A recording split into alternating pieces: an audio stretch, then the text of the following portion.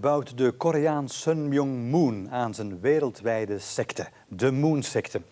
Meestal weten we van dit bizarre gezelschap niet meer dan wat ze zelf graag laten zien.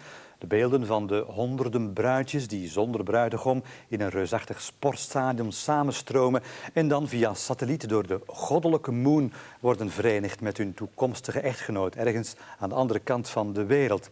Maar er is nog wat anders aan de hand met meneer Moon.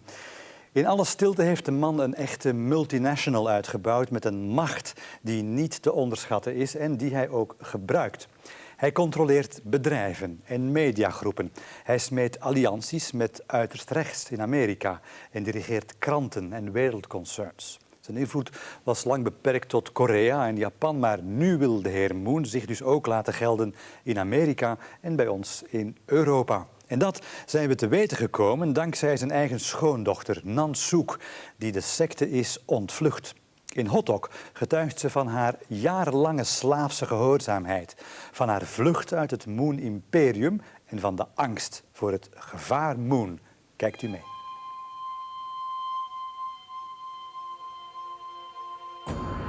...1998. We zijn in de Amerikaanse staat Massachusetts. We volgen een vrouw die politiebescherming nodig heeft. Ze heet Nansook Hong. Ze is de ex-schoondochter van Myung, de stichter van de Moon-sekte. Een economisch en politiek imperium met veel tentakels. Het Moon-imperium is een familieonderneming. Nansook heeft het lef gehad om eruit te stappen met haar kinderen. De Moon-dynastie is haar erfgenamen kwijt. Voor dit bijzondere verhaal gaan we naar Amerika en Frankrijk om te praten met belangrijke getuigen. Madeleine Pretorius, Nansook's beste vriendin, ex-lid. Donna Collins, net zoals Nansook binnen de kerk geboren. Chris Corcoran, perswoordvoerder van de kerk in de Verenigde Staten. Steve Hassan, ex-lid en secteonderzoeker. Alisa Dittermeier, advocaat. Herbert Rosedale, advocaat en verdediger van secteslachtoffers. En Jean-François Boyer, reporter. My whole life, I was born in the shadow of the moon. I was raised and I went into the actual moon family. So basically 30 years of my life was spent under the moon's cloud.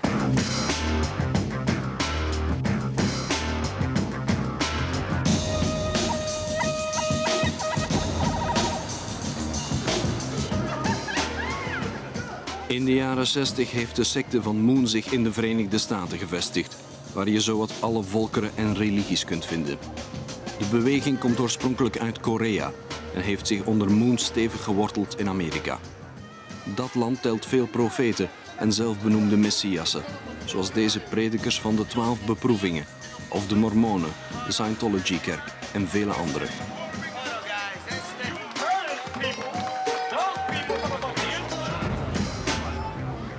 Maar de Moon-sekte heeft uitzonderlijk veel economische macht. Ze gaat prat op haar sterke historische verankering en heeft politieke en zelfs militaire ambities. Bovendien heeft de sekte overal ter wereld de onvoorwaardelijke steun van haar leden. Zoals deze vrouwen in een trouwjurk die op weg zijn naar een vreemde bruiloft. Who's your wife? It's Rosana. Where is she? Rosana Hunsinkar. Where is she from? In Montevideo, Uruguay. Bendición for satellite, por vía satélite. You're going Recibo to marry. bendición. Ella en Montevideo, yo en Washington. Why did you come? Blessing. Blessing. Yeah, we are blessing. Yeah. All right, thank you. He's in Russia. He's in Russia. So are you getting married to him? Not really. I'm receiving a blessing from Reverend Moon, and then when I join him in Russia, then we'll get married. You met him yet? Nope. No, I have not. What do you know about Spoke to him on the phone. Well, I know quite a lot about him. We spoke on the phone for many hours. Does he speak English? Some, and then some we use translator. Dit zijn beelden van een massahuwelijk. Een feest dat de Moon-sekte wereldberoemd gemaakt heeft. Ook omdat het zo'n mediagebeuren is. Het is de enige activiteit waar Moon tv-camera's duldt. Duizenden mensen uit de hele wereld die elkaar een week geleden nog niet kenden, trouwen vandaag via satelliet. Moon heeft de koppels bij elkaar gebracht op basis van foto's die de kandidaten hem bezorgd hebben. Ze vertrouwen op zijn heilige intuïtie. Na een huwelijk zijn ook zij Moon-soldaten die een kruistocht voeren om de sekte groter te maken. Bij deze gelegenheid nodigt de sekte ook bekende en charismatische leiders van andere godsdiensten uit, zoals Louis Farrakhan, aanvoerder van de controversiële Nation of Islam, een extremistische en sterk antisemitische groepering.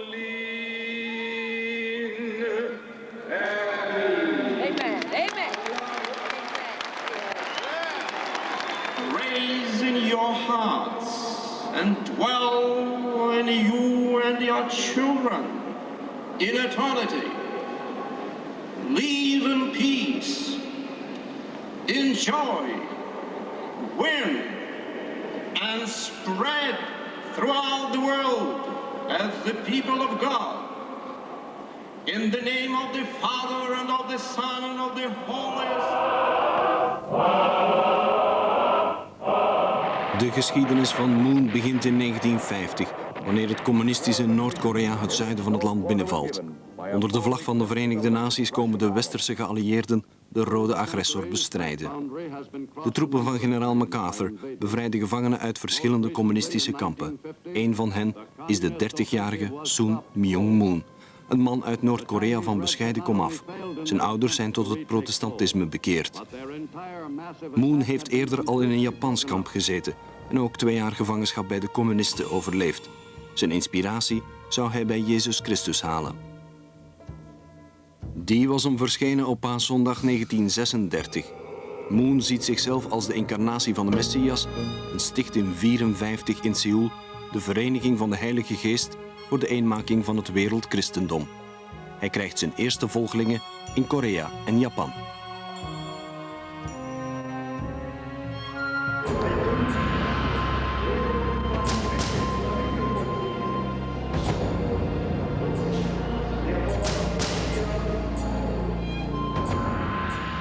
Tegen deze levende god komt Nansook in opstand.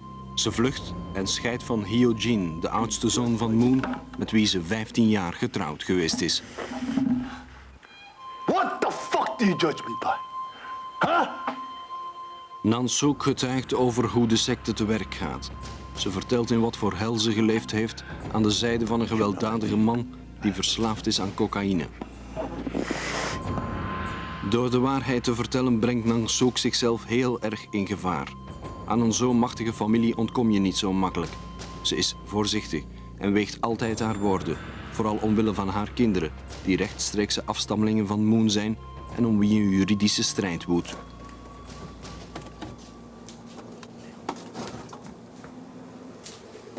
We bezoeken haar in de kleine stad in Massachusetts, waar ze zich teruggetrokken heeft en constant discrete politiebescherming krijgt. Our whole life basically evolves around the church. We were born because of the church. I don't think my parents would ever meet if it wasn't for Reverend Moon. And the way we grew up, it was also the church content as well.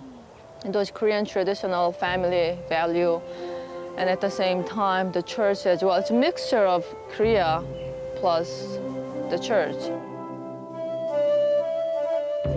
Nansook groeit op in Korea. Haar vader is een briljante zakenman en een naaste medewerker van Moon.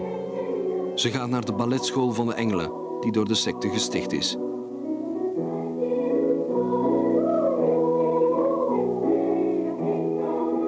In 1982 laat Moon haar overkomen naar de Verenigde Staten om te trouwen met zijn oudste zoon, Hyojin. In het chique decor van Madison Square Garden wordt de 15-jarige Nansook een prinses. Haar kindertijd is nog maar net voorbij en ze wordt al de moeder van de erfgename van de hele Moon-dynastie.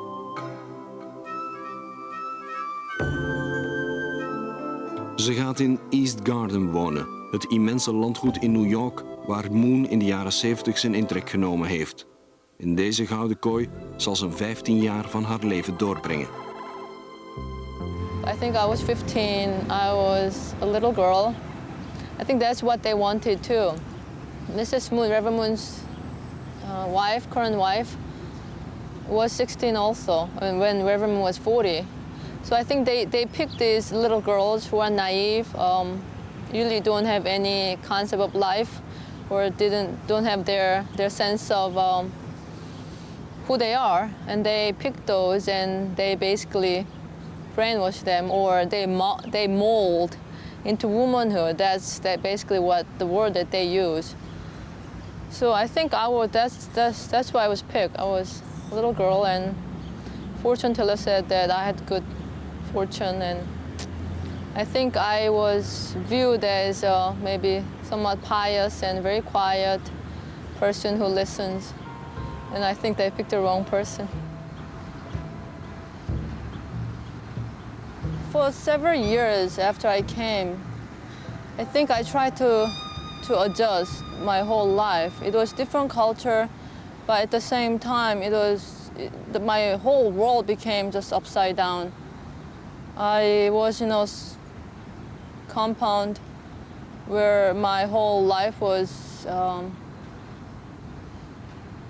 controlled in a way where I should go and where I should go study and what time I should eat, who I can go out with, and even going out of the compound, there will need to be a driver and I had to get a permission. So it was very difficult to adjust the whole different world and lifestyle. So even though I did come to America, I think I was in a different place than what normal Americans would do. I went to high school and I didn't speak a word of English. I was there. They were classmates, but mainly I associate with church members, the children who were church members.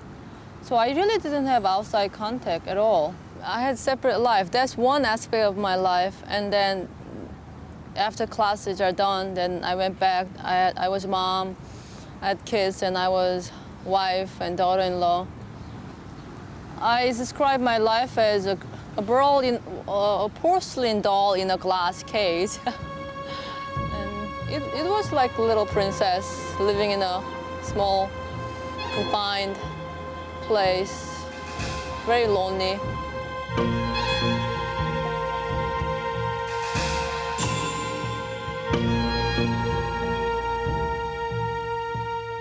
As I explained, we believe he and his wife represent a certain ideal of parental love, okay? A restoration of the parent's position, and therefore we call them true parents.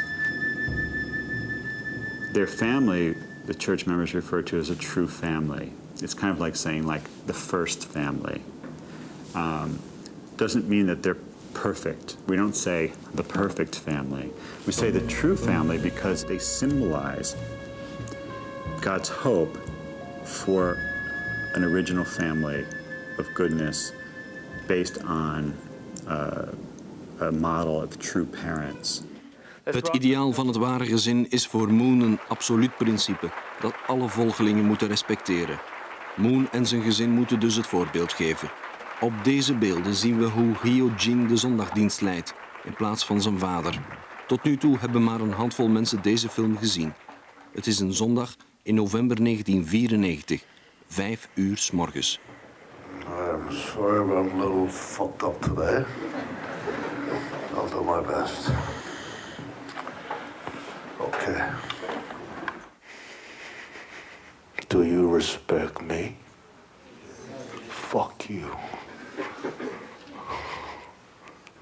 You don't know me. Don't stop me. Because I'll kill you. Not even father and mother, and they know that.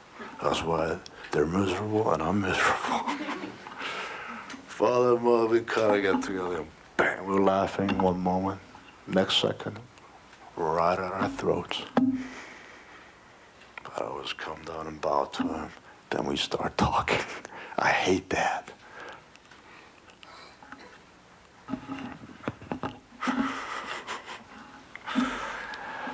But, you know, you just gotta say something sometimes, you know?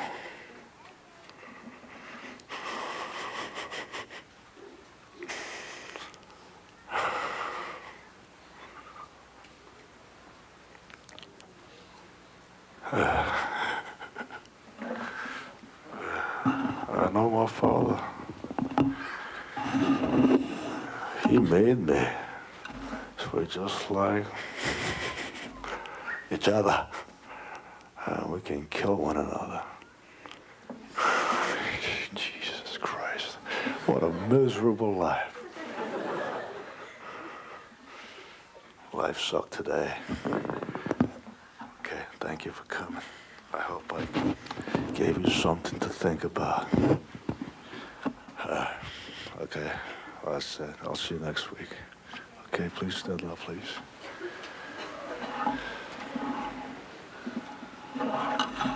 Okay, Jose, Mose!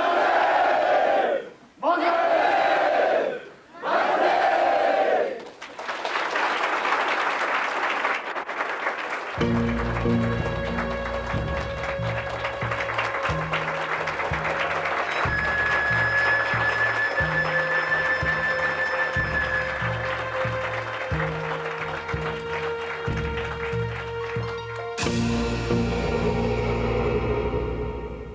We treated them with a lot of respect, like you would treat the queen or, you know, a princess. We served them the best food. Basically, if they had a certain need, you gave them what they asked for.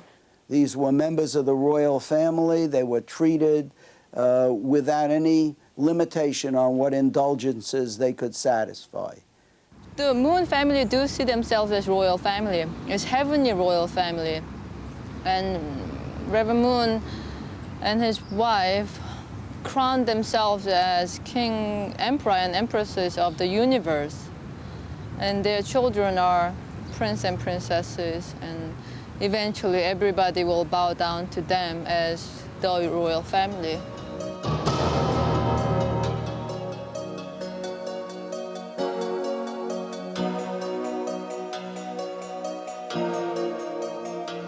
When I got married, church members were used to say that Diana and Prince Charles was satanic royal family, and Hyojin and I were the heavenly real prince and princess.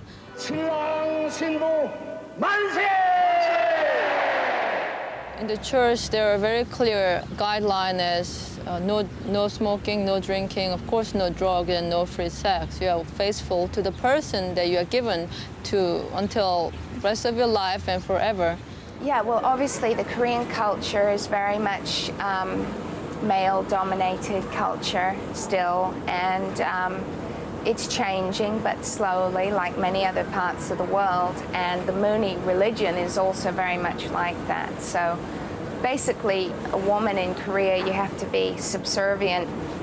You need to be quiet and not say too much, and basically be a person that you know, would marry who he chooses and just keep your mouth shut and put up with anything that happens to you. Moon put uit de traditionele Koreaanse waarden om zijn kerk tot bloei te brengen.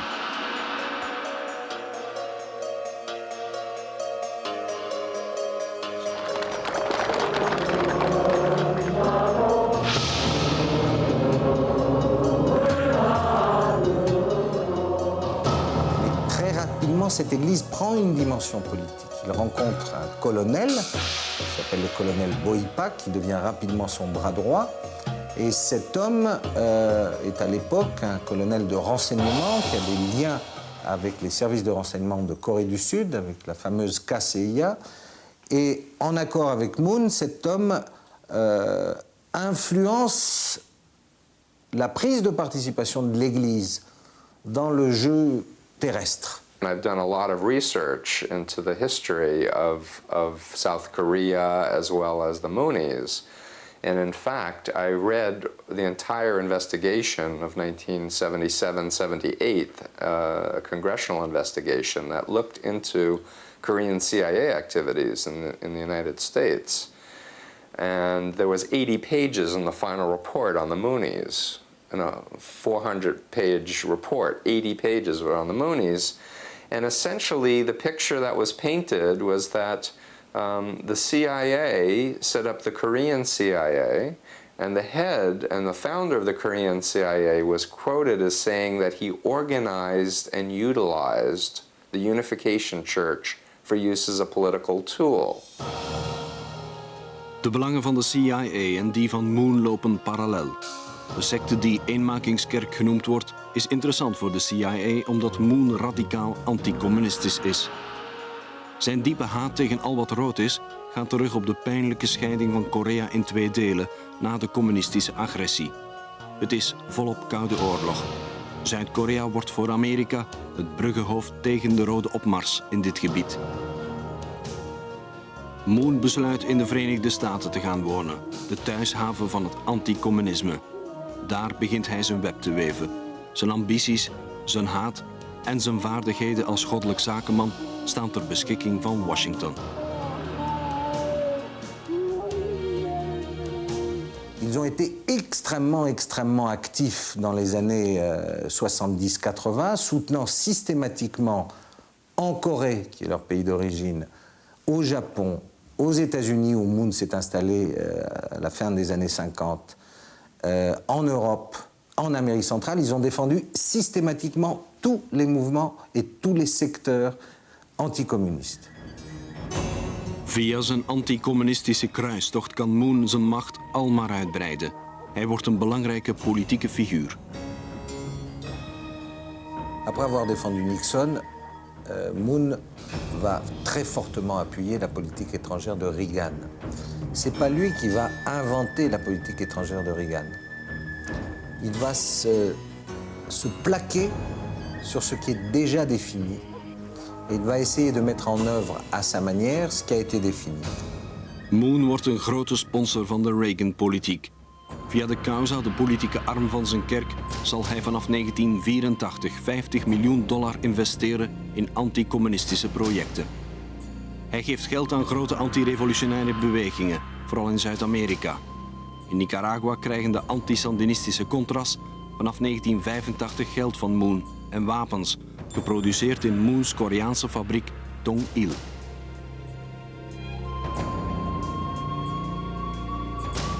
Cette entreprise sidérurgique, dans le courant des années 60 et 70, elle a négocié avec différentes entreprises nord-américaines, Rockwell, General Electric, j'en oublie, des licences pour pouvoir fabriquer tout ou partie de certaines armes en Corée. Une partie des pièces qui permettent l'assemblage du fusil M16, qui a été le fusil, qui est toujours le fusil officiel de l'armée américaine. Waar de Verenigde Staten geld nodig hebben, duikt Moon op. In Uruguay investeert hij $51 miljoen in de extreemrechtse krant Últimas Noticias. Ook in Bolivie, Chili, Argentinië, Honduras en El Salvador is Moon de gulle geldschieter.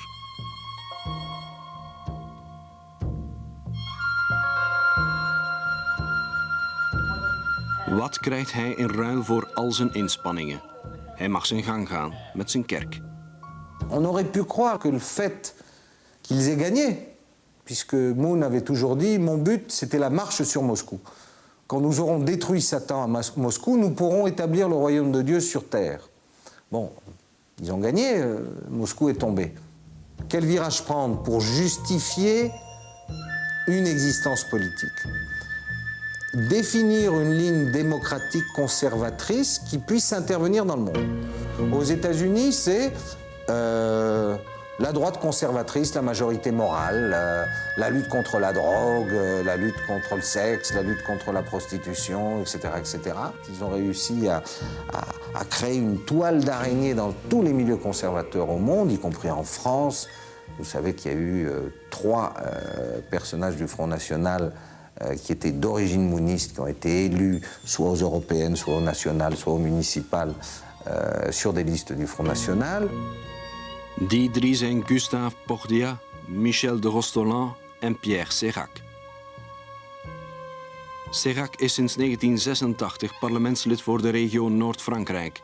Hij is secretaris-generaal van Causa Europa geweest, dus een van de leiders van de Moonkerk in Frankrijk. Het is geen fabeltje dat er banden zijn tussen de Moonsecte en extreem rechts. De Moonsecte gaat in Frankrijk discreet te werk en telt minder dan 1000 leden. Maar ze is bijzonder actief in allerlei verenigingen die de conservatieve morele waarden verdedigen.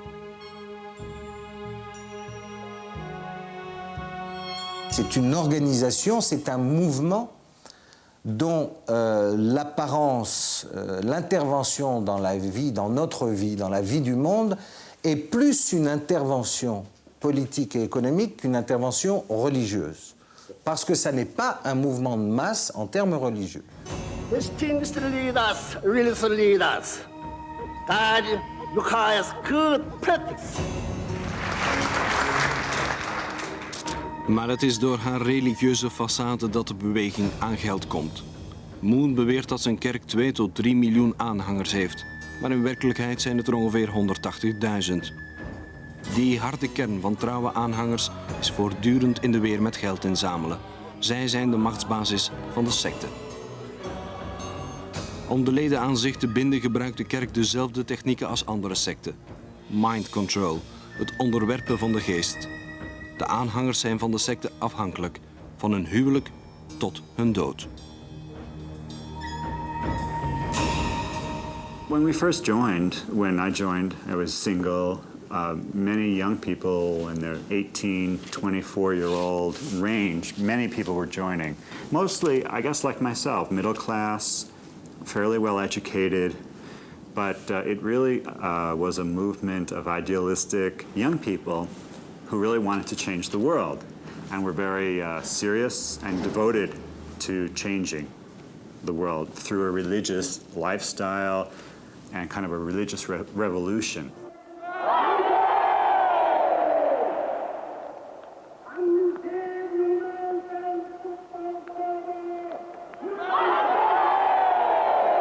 I was a very good recruiter in the group. I was taught a number of techniques. So for example, I was taught to categorize people into thinkers, feelers, doers, and believers. So if I thought you were a thinker, I would appeal on a very intellectual level and quote a lot of different books and scholars and philosophers. If you were a doer, I would talk about changing the world and ending poverty and crime and the ecological problems. If you were a believer, I would talk about spirituality and spiritual experiences and such. So what I'm trying to say is that the recruiting is pretty sophisticated in terms of figuring out who you are and how to get inside of your head. You feel special. You feel like you're uniquely contributing to helping humanity, you know, live up to a better ideal. You're contributing to making the world a better place. People join cults at moments in their life when they lack self-esteem, when they are plagued by self-doubt and want to resolve this by getting someone to make a decision for them. And then they feel the kind of camaraderie of a group that is dedicated to a single purpose. And before they know what happened, they are swept up by that purpose, and they have excluded themselves from people who don't share those ideas and beliefs. De secteleden leggen zich dan ook dag en nacht toe op hun geloof, zoals hier in het vormingscentrum van de secte in Korea. De hele gemeenschap bestudeert nauwgezet de principes van leider Moon. Ze leren er ook hoe ze mensen moeten recruteren.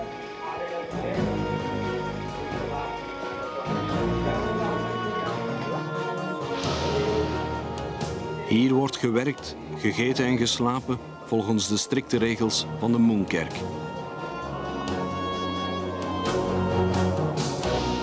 Moon, die zichzelf als een levende god ziet, eist absolute toewijding, geestelijk en lichamelijk.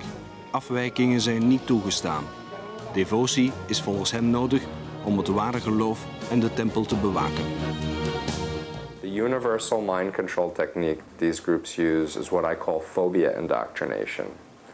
That's the deliberate and systematic implantation of irrational fears that terrible things will happen to you if you ever leave the group. People are told they're going to go insane if they ever leave the group. They're going to get fatal diseases if they leave the group. Their loved ones will die. They will be possessed by evil spirits.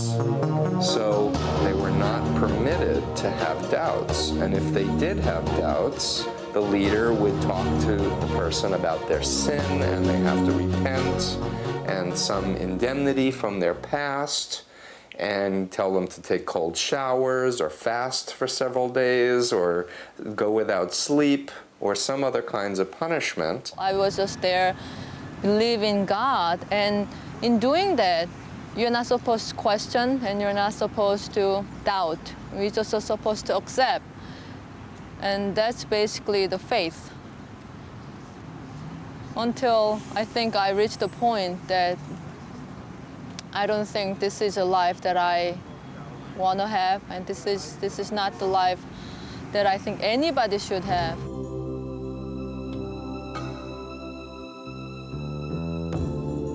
As time passed by, my conclusion became quite clear that this guy just could not be the Messiah. There is no way.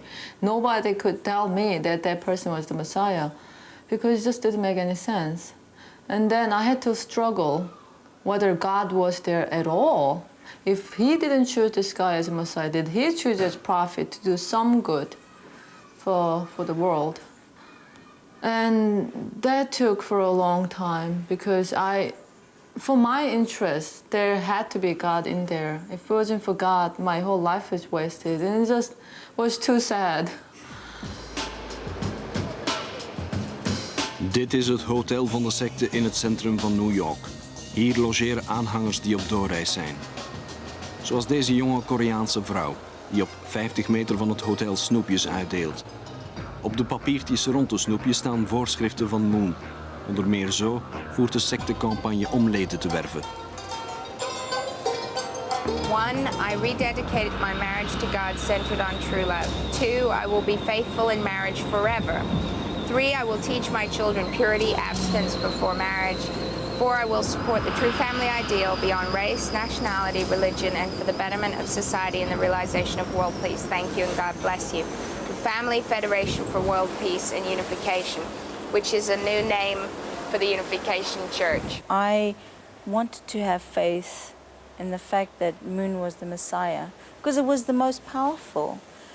And I was willing to sacrifice my career and to some extent my family to follow that faith.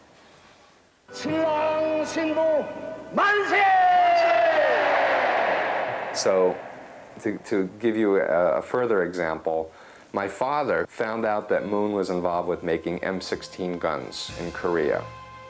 So he contacted me and he cut out the article from the newspaper and he said, "Steve, what is the Messiah doing with an M16 gun factory?" And I had been trained already to be a good Moonie and to do thought stopping. So in my head, I started chanting, "Crush Satan, crush Satan, crush Satan, crush Satan. Glory to heaven, peace on earth. Glory to heaven, peace on earth. Glory to heaven, peace on earth. True parents, true parents, true parents." Meaning Moon and his wife.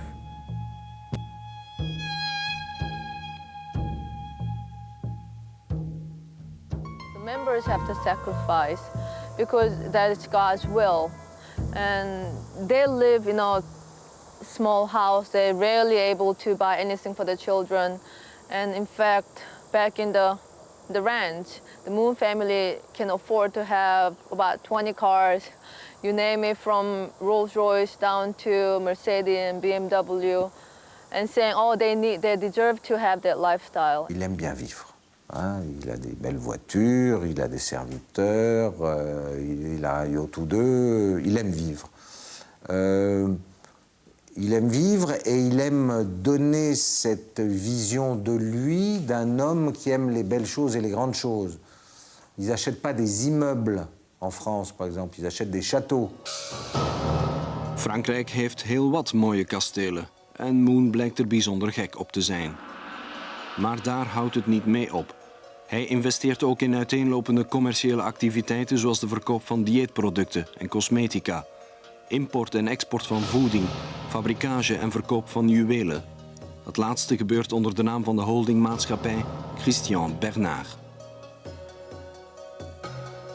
Les patrons de Christian Bernard ont toujours été des moonistes reconnus et déclarés, des gens qui sont enregistrés comme membres de cette association de la loi 1901 qui en France s'appelle l'Association pour l'unification du christianisme mondial, qui est la branche française de l'église mooniste.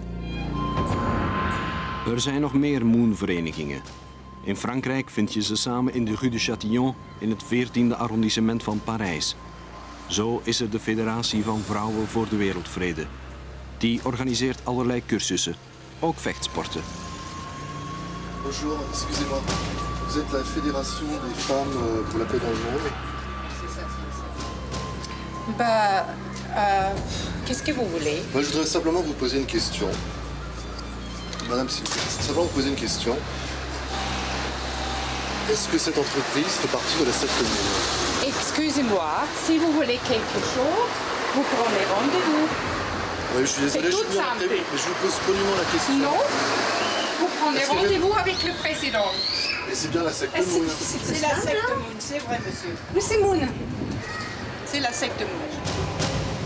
What I saw in Moon family I think is wrong, and I don't think they should be. I think they should be somewhat accountable for what they have done.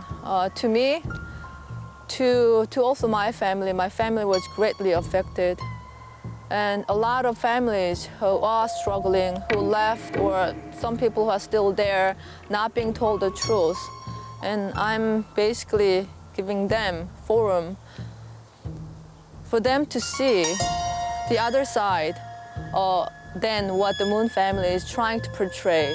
Il ne faut jamais oublier que les gens qui travaillent dans ces entreprises, les gens qui dirigent ces entreprises, sont des gens qui sont membres d'une église, sont des illuminés, sont des gens qui sont prêts à tout pour que fonctionne l'organisation, pour qu'elle progresse.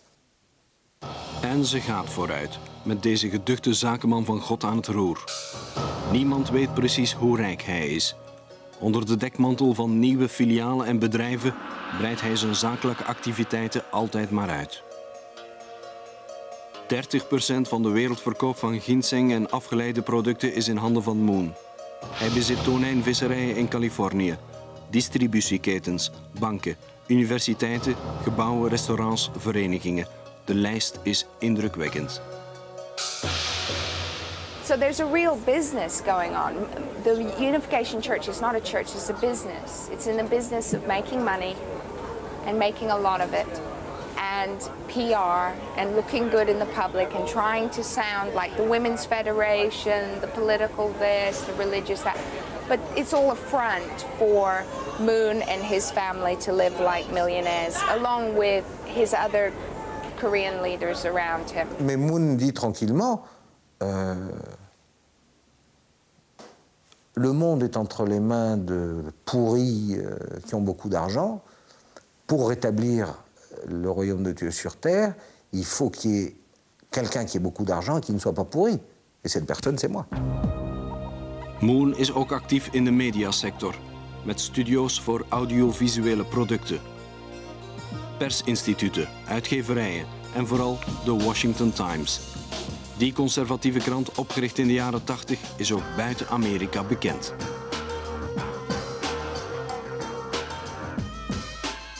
Aujourd'hui, on parle en pleine affaire Clinton, en plein cas Lewinsky. Tous les matins aux États-Unis et à l'extérieur des États-Unis, on cite les éditoriaux un peu moralisants sur le cas de Monica Lewinsky du Washington Times. Le Washington Times, qui est le grand journal conservateur de Washington, est un journal mooniste. Il a été mooniste caché pendant un certain temps. Il est aujourd'hui officiellement mooniste. Moon heeft een slordige $863 miljoen geïnvesteerd in de krant. Hij is wel niet zelf de eigenaar. Zoals al zijn andere bedrijven laat hij de krant leiden door zijn getrouwen. Dat is een klassieke werkwijze van multinationale ondernemingen. Maar er zijn risico's aan verbonden. Moon en zijn imperium zijn niet onbesproken. L'organisation mooniste, d'un point de vue économique, elle a passé son temps à frauder le fisc. Il a été condamné aux États-Unis pour fraude fiscale, il a été condamné en Angleterre pour fraude fiscale, il a été condamné en France, ou du moins a-t-il eu un procès pour fraude fiscale, il a eu un autre procès pour fraude fiscale, enfin l'organisation au Japon, c'est-à-dire partout où ils commencent à ramasser de l'argent à faire des affaires, ils ont des problèmes avec le fisc. I never believed in 1978 that the Moonies would survive a congressional investigation that showed them to be systematically violating all kinds of U.S. laws, U.S. tax, banking, currency, immigration, Security Exchange Commission laws, Foreign Agents Registration Act laws, all these different laws, but the Moonies survived. I was shocked in one sense that Moon was sent to jail for tax evasion, but during that year he spent $30 million to do a public relations campaign saying that he was being persecuted, and he actually gained credibility and power during the year he was in jail. Moon herrees als een phoenix uit zijn as en hij vierde zijn terugkeer met veel luister. Geen enkele kans op expansie laat hij onbenut. Toen in 1989 de Berlijnse muur viel, was hij er als de kippen bij om in de vroegere Oostbloklanden nieuwe actieterreinen te zoeken voor zijn imperium.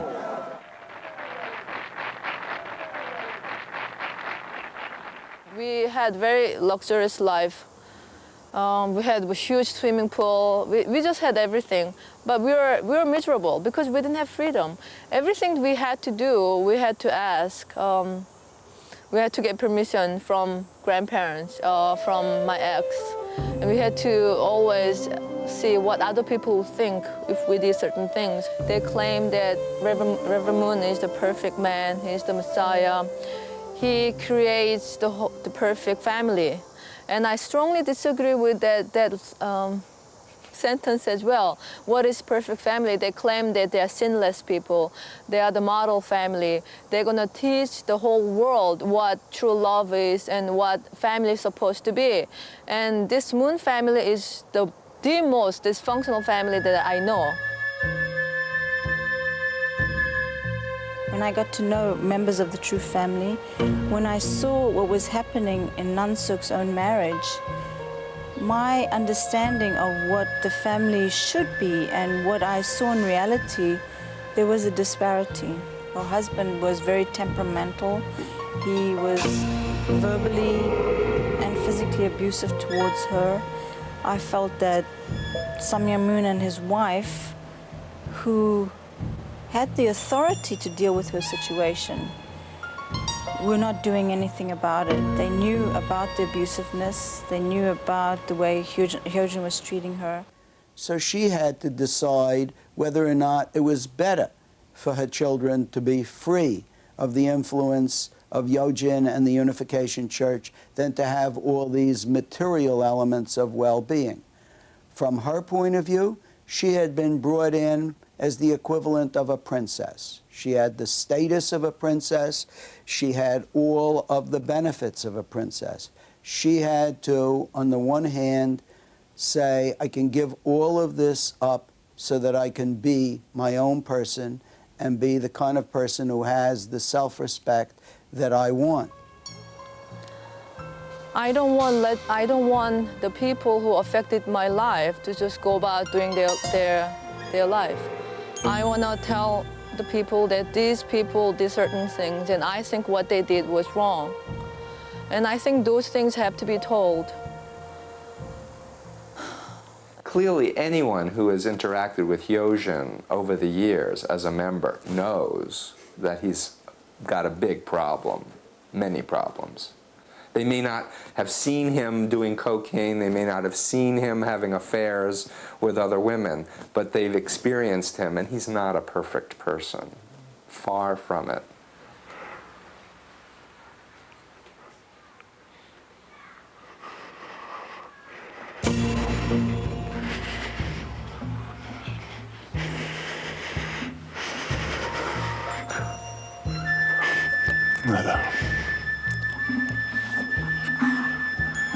I don't like this place, you know.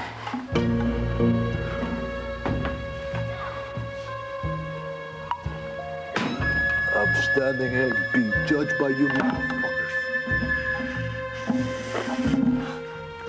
What the fuck do you judge me by? Huh? Eugene abuse, physical abuse became really bad. I mean, he just lost it all the time, and I think his addiction to cocaine has been just going down the hill, and he just got upset every single day. I didn't do anything. He looked at me. I mean, I look at him in a certain way. Then he lost it all the time, and I felt that it's just a matter of time that I'll be beaten to death, and I better get out of here before he does that. Nansook came, and what she wanted to know, she came in again with the same concept of, I'm prepared to leave Yojin, but my problem is I don't think I'm ever going to get justice. I don't think there is ever going to be a lawyer who's going to want to take my case because the Unification Church is fighting me. They're so powerful. They'll never do anything. They'll never give in, but I'm determined to leave anyway. At that point, she had told me she wanted to leave the church, or that she was thinking of leaving her husband. That's a pretty phenomenal thing in the Unification Church, especially when you think in the context of the true family. Nobody has left their husband before. So the escape basically came through months of planning on her part. You know, she had to figure out a way to remove her clothing, remove certain articles of the children. And I understand from her that she had asked her children if they wanted to come with her, and they all said yes. The morning that she decided to leave was pretty dramatic.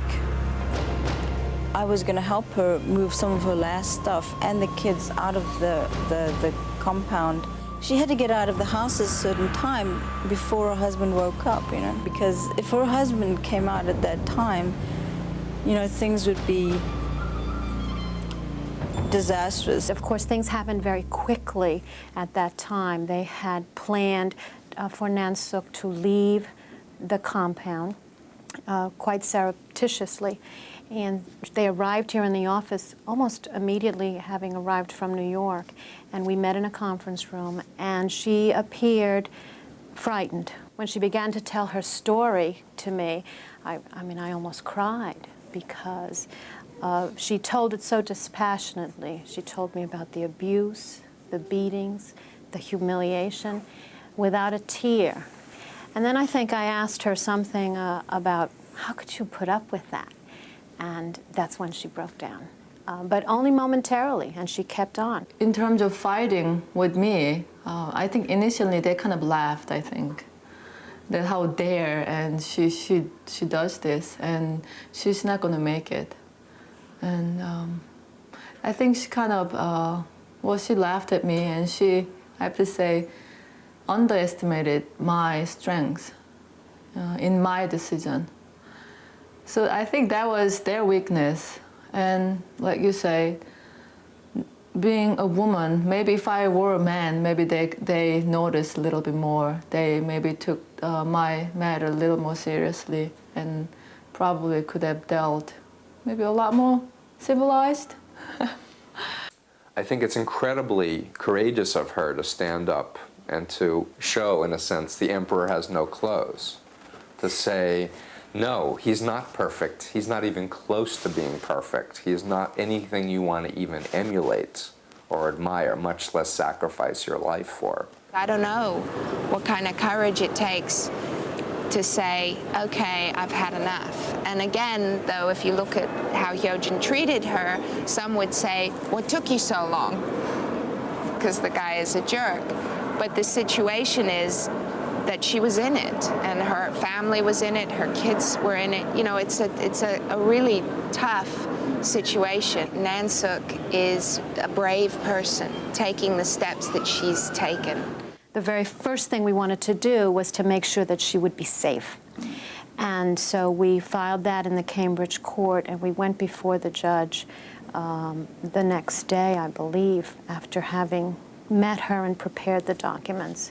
And the judge immediately gave the order, gave her custody of the children, and issued the restraining order so that she would have protection from Hu Jin. We explained to the judge that it was a unique situation because of the power that Nansook had told us that the church had, and the presence of church members in Massachusetts, and her feeling that there was a very real threat that Hu Jin could come and cause her more harm.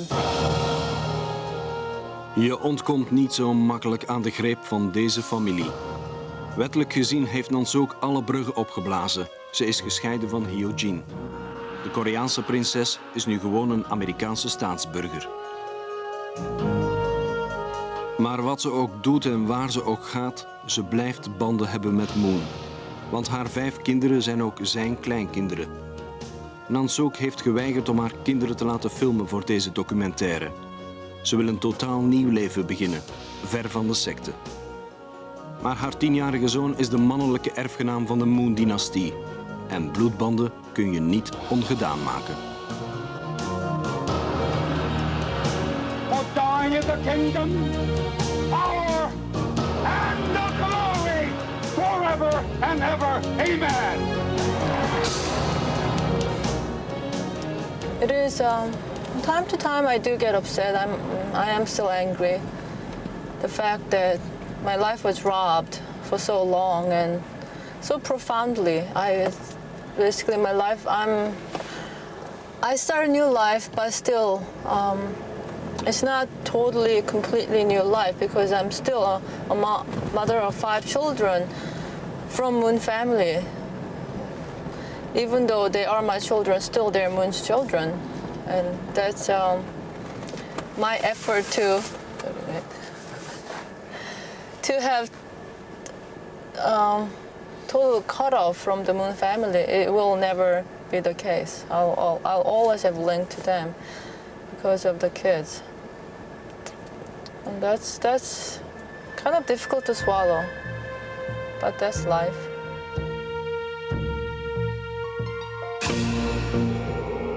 Verenigde Staten 1998. Geheime beelden van een kind met een onzeker lot.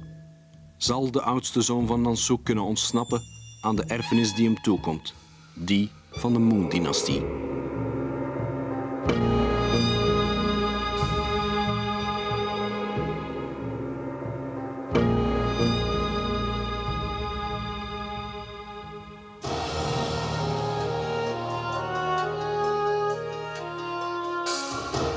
Zo, volgende week is er weer een nieuwe hotdog. Ik wens u nog een heel fijne avond verder en ik zie u graag volgende zondag terug.